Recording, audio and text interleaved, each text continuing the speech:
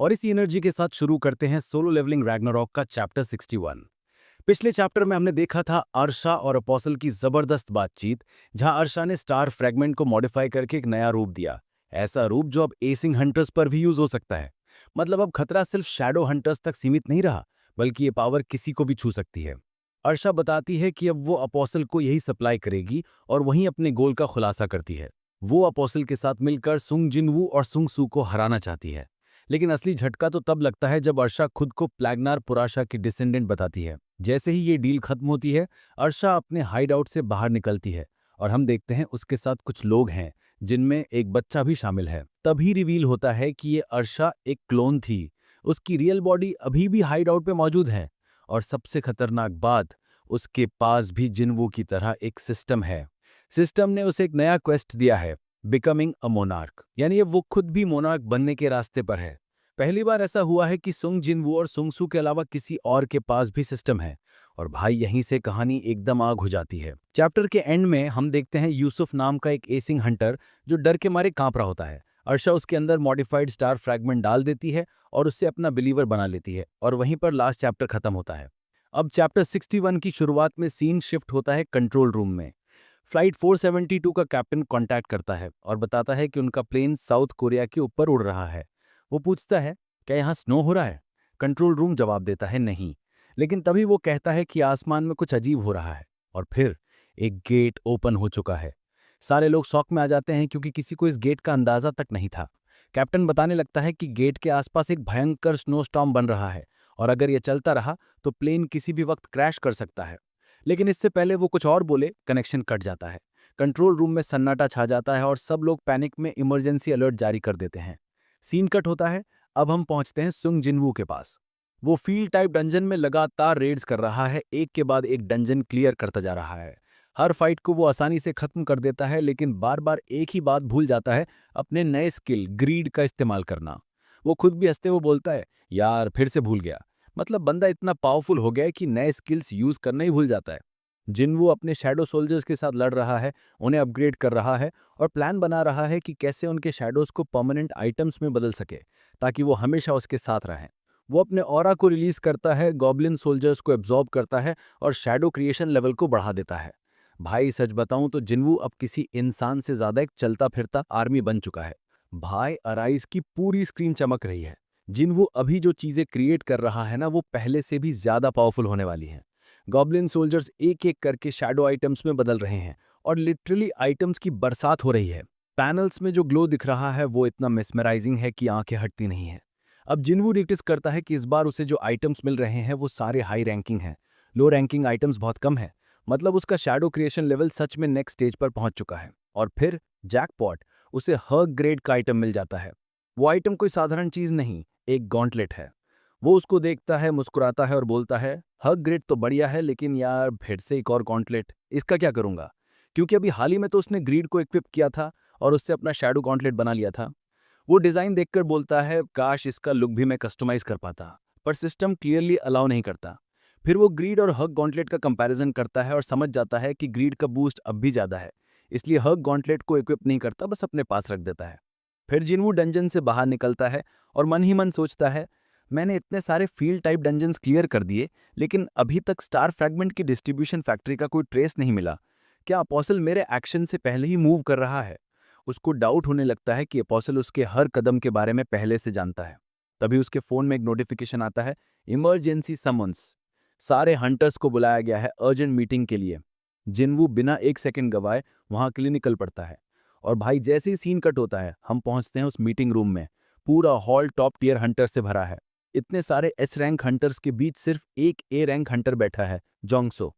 वो बताता है कि सारे मेजर गिल्ड लीडर्स यहाँ मौजूद हैं। बीगू बोलता है, तुम सब जानते हो हम यहाँ क्यों हैं? चचांग आगे कहता है, हाँ उस गेट की वजह से, जो हाल ही में साउथ कोरिया के ऊपर खुला है। तेगू बोलता है, तो क्या हम यहाँ ये डिसाइड करने आए हैं कि उस गेट को कौन लीड करेगा? वहीं पर हम देखते हैं डोंग, एक और एस रैंक हंटर बोलता है, इज़न्ट इट ऑब्वियस, वो गेट फेम गिल्ड के अंडर में आएगा। फिर ताहगू पूछता है, मैंने सुना है तुम्हारे गिल्ड में नया एस रैंक हंटर यूसुफ आया है। कंग्रेट्स, हम भी उसे रिक्रूट करना चाहते थे, लेकिन वो तुम्हारे पास चला गया। तायगू हंसते हुए जवाब देता है, नहीं भाई, इसका क्रेडिट मेरा नहीं है। ये सब पार्क डोजिन यानी अपोसल की मदद से हुआ है। और यहीं पर बिगेस्ट ट्विस्ट, वो ही यूसुफ जिसे हमने पिछले चैप्टर में देखा था जब अपोसल ने उसके अंदर मॉडिफाइड स्टार फ्रेगमेंट डाल दिया था, अब फेम गिल्ड का हिस्सा बन चुका है। मतलब अब अपोसल का बिलीवर ऑफिशियली हंटर्स की दुनिया में घुस चुका है और किसी को इस बात का अंदाजा भी नहीं है। तभी दरवाजा खुलता है और वहां आता है संगसू। भाई बस जैसे ही वो अंदर आता है पूरा माहौल बदल जाता है। वो बोलता है, मैं अभी अभी एक फील्ड टाइप डंजन क्लियर करके आया हूं, और जैसे ही ये खबर सुनी सीधा भागा चला आया। और बस पूरा हॉल सबके चेहरे पर वही शॉक वाला एक्सप्रेशन। संगसू आ गया? जो नए हंटर्स थे वो तो लिटरली फ्रीज हो गए। इतने में नाइट गिल्ड का लीडर मा डोंगू आगे बढ़ता है, हाथ बढ़ाता है और बोलता है, मिलके अच्छा लगा कोच सू। सू हंसते हुए जवाब देता है, भाई मैं कोई कोच वोच नहीं हूं। डोंगू मुस्कुराते हुए बोलता है, सुना है तुम अनअफिलिएटेड हो, किसी गिल्ड में नहीं हो अभी। कैसा रहेगा अगर तुम हमारे नाइट गिल्ड में ज्वाइन कर लो? लेकिन इससे पहले कि वो पूरी बात करे, फेम गिल्ड का डोंग ताइगू भी जंप कर जाता है, नहीं भाई हमारे साथ जुड़ो। और सू एकदम काम होके बोलता है, अभी मेरा किसी गिल्ड को ज्वाइन करने का इरादा नहीं है। सभी लीडर्स थोड़ा निराश हो जाते हैं। चाजैंग साय करते हुए बोलता है, एक और रिजेक्शन, एक्सपेक्टेड था भाई। फिर सू जाके अपनी जगह पर बैठ जाता है। अब मीटिंग शुरू होती है। चेयरमैन वूजिन चिल खुद एंट्री लेते हैं। उनका टोन सीरियस है। वो पूछते हैं, तुम सबने सुन ही लिया होगा, साउथ कोरिया के ऊपर एक नया गेट खुल चुका है। हमें इसकी पहली रिपोर्ट एक विमान के जरिए मिली थी, वही फ्लाइट 472 जो क्रैश हो गई थी। गेट के आसपास का मैजिकल डिप्रेशर इतना भारी था कि पूरा विमान और उसके यात्री पल भर में खत्म हो गए। कमरे में साइलेंस छा जाता है। वो आगे बताते हैं, हमने कुछ ए रैंक हंटर्स को वहां भेजा था मैजिक डेंसिटी मेजर करने के लिए, और नतीजा आया ये गेट ए रैंक से भी ऊपर का है, इसलिए हमने इसे क्लासिफाई किया है एज एस रैंक गेट के रूप में। भाई ये सुनते ही पूरे हॉल में सन्नाटा, कोई कुछ नहीं बोल पाता। इतने सालों बाद, कैटेक्लिज्म के बाद पहली बार दुनिया में एक नया एस रैंक गेट खुला है, वो भी कोरिया के ऊपर। संगसू खुद शॉक में बोलता है, कैटेक्लिज्म के बाद पहली बार एस रैंक गेट? और उसी वक्त पुराने हंटर चो जंग भी बोलते हैं, जिस चीज से डर था वो ही हुआ। और वो सबको याद दिलाता है कि पिछले एस रैंक गेट में क्या हुआ था, वो बैरू वाला नाइटमेयर। इतने में सू के पीछे खड़ा बैरू हल्की हंसी हंसता है और बोलता है, यंग मोनार्क, इसे हल्के में मत लेना। पिछली दुनिया के एस रैंक मॉन्स्टर का सामना किसने किया था पता है? सबकी निगाहें उसकी तरफ। वो कहता है, वो मॉन्स्टर मैं था, मैं ही उस गेट का बॉस था। भाई पूरा हॉल एकदम डेड साइलेंस में चला जाता है।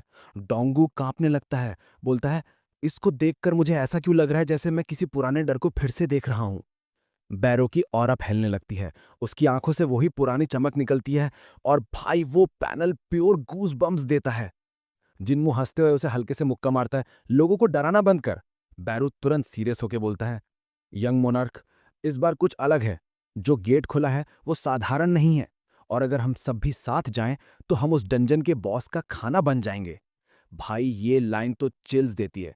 बैरो अब सिर्फ शैडो नहीं रहा, वो अपने पास्ट फॉर्म में झलक दिखा रहा है। वो बैरो जिसने कैटेक्लिज्म से पहले टेरर फैलाया था। और यार उस पल पर वाइब थोड़ी इमोशनल भी थी, क्योंकि बैरू पहले कितना डेंजरस था, अब थोड़ा सॉफ्ट हो गया है, ऑलमोस्ट लाइक अ लॉयल पपी। फिर चोई जोंगिन बोलता है, अगर बैरू इतना पावरफुल था तो क्या हम इस एस रैंक गेट को साथ मिलकर क्लियर कर सकते हैं? संग जिनवू शांत होकर जवाब देता है, शायद नहीं। अब वाला बैरू पहले जैसा नहीं रहा, उसने अपनी ओरिजिनल पावर खो दी है। ये सुनते ही बैरू थोड़ा हर्ट हो जाता है और गुस्से में चिल्लाने लगता है, मैं यूजलेस नहीं हूं। पूरा रूम फिर से टेंस हो जाता है। उधर दूसरी साइड पर हम देखते हैं कि अरांटे जोंगसू और हंटर डोंगुक आपस में बात कर रहे हैं कि भाई ये लोग किस दुनिया की बातें कर रहे हैं, ये प्रीवियस वर्ल्ड क्या है? क्योंकि ब्रो सबको अपने पुराने वर्ल्ड की मेमोरीज वापस आ चुकी हैं, पर इन दोनों को कुछ याद नहीं है। तब छेंगचो बोलता है, एक्सप्लेन करने से बेटर है एक्सपीरियंस करवाना। संग, तू अपने पावर से इनकी मेमोरीज वापस ला सकता है। संग मुस्कुराता है, ट्राई कर लेते हैं। वो अपने पावर्स से दोनों को टच करता है और धीरे धीरे उनके अंदर ऑरा फ्लो करने लगता है। अचानक दोनों की आईज चमक उठती हैं, मेमोरीज फ्लैशबैक मोड में आने लगती हैं। जेजू आइलैंड, पुराने फाइट्स, पुरानी दुनिया, सब कुछ सामने आ जाता है। दोनों कांपने लगते हैं क्योंकि ब्रो सोचो, रियलाइज हो कि तुम्हारा पुराना वर्ल्ड रीसेट हो चुका है और अब फिर से वही नाइटमेयर दोहराने वाला है। चेयरमैन बूजिन बोलना शुरू करता है और उसकी आवाज में साफ टेंशन झलक रही होती है। वो सबको बताता है कि किसी भी गेट के खुलने के 7 दिन बाद डंजन ब्रेक होना ऑलमोस्ट कंफर्म्ड होता है। लेकिन इस बार का सीन थोड़ा अलग है, क्योंकि ये एस रैंक गेट सीधा शहर के बीचों बीच हवा में लोगों के सिर के ऊपर खुला है। सोचो ब्रो, अगर इतना बड़ा डंजन ब्रेक हुआ तो नीचे पूरा सिटी डस्ट बन जाएगा, लिटरली कोई चांस नहीं बचेगा। सब लोग शॉक में हैं। और तभी हंटर जोंगसू थोड़ा प्रैक्टिकल सोचते हुए कहता है, अगर गेट आसमान में है तो ब्रेक होने के बाद मॉन्स्टर्स ऊपर से गिरेंगे और गिरते ही खत्म हो जाएंगे, राइट? लेकिन चेयरमैन बताता है कि सीन उतना सिंपल नहीं है। इन्वेस्टिगेशन में पता चला है कि वो गेट स्लोली नीचे आ रहा है। पहले बहुत ऊपर था पर अब थोड़ा नीचे मूव कर चुका है। मतलब साफ है, 7 दिन बाद जब डंजन ब्रेक होगा वो गेट सीधा कोरिया की बीचों बीच होगा। ये सुन के पूरा हॉल चुप हो जाता है। सबके फेसेस पर डिसबिलीफ लिखा हुआ है कि क्या सच में एक मूविंग गेट एग्जिस्ट कर सकता है। कोई बोल नहीं पाता। अब सबको समझ में आ जाता है कि इस बार एस्केप पॉसिबल नहीं है। ईदर वी क्लियर इट और वी आर फिनिश्ड। अब हंटर बैक बोलना शुरू करता है। वो कहता है कि हम लोग तो इथेरिंग से लड़ने की तैयारी कर रहे थे और ऊपर से ये एस रैंक गेट खुल गया। ये तो डबल नाइटमेयर हो गया। फिर वो सू की तरफ देखता है और कहता है, तूने already S rank Hunter Dongsu को हरा दिया था। मतलब तेरे अंदर वो पोटेंशियल है कि तू बाकी सभी एस रैंक हंटर्स को भी पीछे छोड़ सकता है। अगर ये पैटर्न चलता रहा तो इस बार रिस्पॉन्सिबिलिटी तेरे शोल्डर्स पर ही आने वाली है। वो सोचता है, मैं भी तो एस रैंक हंटर हूँ, लेकिन अब मैं खुद से सवाल कर रहा हूँ, क्या मैं वाकई उतना केपेबल हूँ? इसी बीच बाकी एस रैंक हंटर्स भी डीप थॉट्स में चले जाते हैं। ताई क्यों बोलता है, अगर पिछले वर्ल्ड वाले वो लोग इस बार हमारे साथ होते तो शायद सब आसान होता। चोई जोंगिन धीरे से कहता है, काश हंटर संग जिन वो इस बार भी हमारे साथ होता। ये सुनकर सू के दिल में थोड़ा पिंच लगता है। वो क्लियरली फील करता है कि सब उसके फादर की एब्सेंस को मिस कर रहे हैं और साथ ही उसे डाउट करने लगे हैं कि वो जगह ले भी पाएगा या नहीं। तभी बैरू आगे बढ़ता है और कहता है, यंग मोनार्क, खुद को ज्यादा रिस्पॉन्सिबल मत समझो। जब मेरे किंग संग जिन वू ने मुझे हराया था तब वो मुझसे कई गुना ज्यादा पावरफुल थे। सू ये सुन के थोड़ा हिल जाता है। सोचता है, अगर मेरे डैड का लेवल मुझसे इतना ज्यादा था तो क्या मैं ये गेट कभी क्लियर कर भी पाऊंगा? क्या ये मेरे लिए इम्पॉसिबल है? लेकिन तभी उसे वो पुरानी बात याद आती है, जब उसने खुद से वादा किया था, इम्पॉसिबल नाम की कोई चीज मेरे लिए नहीं होती। वो डीप ब्रेथ लेता है और बाकी हंटर्स को देखता है। सबके फेसेस पर डर और चिंता साफ झलक रही है। सू धीरे धीरे बोलता है, सब लोग मेरे फादर की एब्सेंस को फील कर रहे हैं, लेकिन भाई रेडी हो या ना हो, गेट तो खुल चुका है। अगर हम ऐसे ही डरते रहे तो लड़ाई शुरू होने से पहले ही हार जाएंगे। अब वो खुद से सोचने लगता है, मुझे ऐसा कुछ करना होगा जो मेरे फादर ने भी कभी ट्राई नहीं किया हो। तभी अचानक सिस्टम एक्टिवेट होता है और एक मैसिव नोटिफिकेशन पैनल उसके सामने खुल जाता है। पैनल पर लिखा होता है, quest the S rank gate, objective mobilize everything the player can do to clear the floating S rank gate. Su की आंखें चौड़ी हो जाती हैं। Everything the player can do, इसका मतलब क्या है? वो सोच में डूबा होता है। तभी उसे पीछे से किसी के हाथ का एहसास होता है। वो झट से मुड़ता है, लेकिन वहां कोई नहीं होता। वो फिर पैनल को घूरता है और सोचता है, सिस्टम कुछ कह रहा है, जवाब शायद इसी के अंदर छुपा है। अब वो बैक की तरफ मुड़कर कहता है, तू भी तो ब्राउलर टाइप हंटर है ना मेरी तरह? बैक सिर हिलाता है, हाँ करेक्ट। सू बोलता है, मुझे याद है पिछले डंजन में मैंने कुछ ऐसा पाया था जो शायद अब काम आ जाए। मैंने उसका नाम नहीं रखा था, लेकिन वो बोलता है, फॉर द नेम, अभी के लिए मैं इसे कहूंगा white tiger feast. White tiger क्योंकि बैकहो गिल्ड का नाम वही है, और फिस्ट क्योंकि बैक हमेशा अपने हाथों से लड़ता है। मतलब भाई pure hand to hand combat king vibe. अब सू अपने शैडो सोल्जर्स को समन करता है और पहली बार वो अपनी एबिलिटी को अलग तरीके से यूज करता है। वो अपने शैडोज को फ्यूज करके एक गॉन्टलेट बनाता है, काला धुएं जैसा एनर्जी वाइब देता हुआ, और वो उसे नाम देता है बैक्यूनो, लेवल 1 शैडो इक्विपमेंट। अब सीन कट होता है सू और बैक्यूनो की ट्रेनिंग सेटअप पर। सू बोलता है, भाई तेरे पास टाइम है? मुझे कुछ टेस्ट करना है और इसमें मुझे तेरी हेल्प चाहिए। बैक हंसते हुए बोलता है, okay bro, let's do this. दोनों सारे एस रैंक हंटर्स को लेके एक बी रैंक डंजन में पहुंचते हैं। बाकी सारे हंटर्स कंफ्यूज हैं कि भाई सू क्या करने वाला है यहाँ, इतना छोटा डंजन क्यों चुना। फिर वो देखते हैं कि सू बैक यूनो को वो नया गॉन्टलेट पहनाता है और बोलता है, अब देख क्या कर सकता है ये। जैसे ही बैक गॉन्टलेट एक्टिवेट करता है, पूरा डंजन लिटरली हिल जाता है। वो मैजिक बीस्ट पे टूट पड़ता है। हर पंच में थंडर वाइब, हर हिट में एक्सप्लोजन सा इम्पैक्ट। बाकी हंटर्स एकदम स्टन्ड हैं। कोई कहता है ये क्या हो रहा है, दूसरा बोलता है सू बैक को फाइट करवा रहा है या अपना नया वेपन टेस्ट कर रहा है। चोंग जियो को सीधा पूछ लेता है, सू ये बैक मॉन्स्टर्स को क्यों मार रहा है। सू कामली जवाब देता है, मैं अपने नए इक्विपमेंट को टेस्ट कर रहा हूं जो मैंने अपनी एबिलिटी से खुद बनाया है। ये सुनकर चेयरमैन वू जिनचल लिटरली फ्रीज हो जाता है। तुमने अपनी एबिलिटी से इक्विपमेंट बनाया, लेकिन तुम्हारी पावर्स तो संजन वू जैसी थीं। वो तो समन्स कंट्रोल करते थे, आइटम्स नहीं बनाते थे। सू मुस्कुराता है, यस थोड़ी सिमिलर है लेकिन थोड़ी डिफरेंट भी है। वो समझाने लगता है, मेरे फादर की शैडो आर्मी परमानेंट थी, उनके पास मिलियंस में सोल्जर्स थे, लेकिन मेरे शैडो सिर्फ एक दिन के लिए रहते हैं और फिर गायब हो जाते हैं। इसलिए मैंने अपने तरीके से कुछ नया ट्राई किया है। सब ध्यान से सुन रहे हैं। सू आगे कहता है, मैं अपने शैडो सोल्जर्स को इक्विपमेंट में ट्रांसफॉर्म कर सकता हूँ। वेपन्स, आर्मर, टूल्स जो हमेशा के लिए रहेंगे, और कुछ तो लेवल अप भी कर सकते हैं।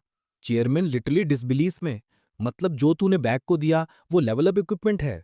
चॉयजोंग हिन फौरन बोल पड़ता है, अगर ऐसा है तो क्या इसका मतलब ये है कि जिस हंटर ने वो पहना है वो मॉन्स्टर्स को हंट करके उस गियर को ऑपरेट कर सकता है।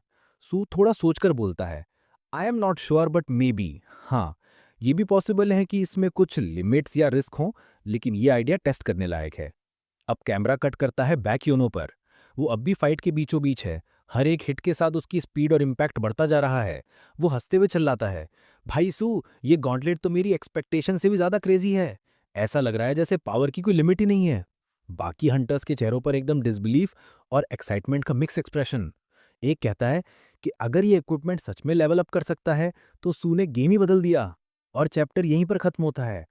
सू दूर से उसे ऑब्जर्व कर रहा है और बोलता है, वो नेचुरली सीख रहा है, ये टेक्निक उस पर खुद ब खुद काम कर रही है। अब बैक बिना रुके मैजिक बीस्ट पे हमला कर रहा है, अटैक पे अटैक, लिटरली कॉम्बो चेन चलता जा रहा है। बाकी हंटर्स तो बस देख ही रहे हैं, क्योंकि उसका हर मूव एक स्किल जैसा लग रहा है। सू धीरे से मुस्कुराने लगता है। उसे समझ आ जाता है कि उसका थ्योरी सही था। और तभी system notification pop, back you has levelled up, level 2 unlocked. Su की आंखों में एक्साइटमेंट झलकती है। इट वर्कड, मतलब अब कंफर्म हो गया कि उसका शैडो इक्विपमेंट दूसरों के इस्तेमाल से भी लेवल अप कर सकता है। बैक योनो भी महसूस करता है कि उसकी बॉडी हल्की लग रही है, रिफ्लेक्सेस तेज हो गए हैं, पावर बढ़ गई है। वो चौंक कर बोलता है, भाई ये गॉन्टलेट तो खुद इवॉल्व हो गया। अब सू सबको गैदर करता है और बोलता है, डंजन ब्रेक में सिर्फ 6 दिन बचे हैं। उससे पहले मेरा टारगेट है कि मैं हर एक हंटर के लिए पर्सनलाइज्ड इक्विपमेंट बना दूं, ताकि हम सब मिलके लड़ सकें। बाकी हंटर्स लिटरली शॉक्ड रह जाते हैं। रियाबिन बोलती है, वेट, तुम हमारे लिए इक्विपमेंट बनाओगे सीरियसली? सू मुस्कुराता है, हाँ ब्रो, इस बार हम सबको साथ लड़ना है। जो ट्रायल्स आने वाले हैं उनमें अकेले कुछ नहीं होगा। It's time we fight together and prove ourselves. बस ये सुनते ही माहौल बदल जाता है। चॉय जोंग हिन बोलता है, मेरी फायर एबिलिटी को बूस्ट करने के लिए कुछ बना सकता है? ताइक्यू भी कूद पड़ता है, ब्रो मेरे बो स्किल्स के लिए कुछ बनाना। फिर तो सबके सब सू को घेर लेते हैं, हर कोई एक्साइटेड, क्यूरियस, थोड़ा ग्रीडी भी। सू थोड़ा पीछे हटते हुए हंसता है, अरे भाई एक एक करके बोलो। चेयरमैन उजिनचुल ये सब देख रहा होता है और उसके चेहरे पर एक जेन्युइन स्माइल आ जाती है। वो सोचता है, हंटर संजिन वो की अथॉरिटी फ्लॉलेस थी, उसे कभी किसी की मदद की जरूरत नहीं पड़ी, वो हमेशा अकेले लड़ा। लेकिन सू, उसके पास लोगों को साथ लेकर चलने की पावर है। वो दूसरों को इंस्पायर करता है, लीड करता है। और यही फर्क है फादर और सन में। दोनों अपनी जगह लेजेंड्स हैं। वो धीरे से कहता है, इस बार शायद हम सबको मौका मिले संजिन वू के बेटे के साथ खड़े होकर लड़ने का।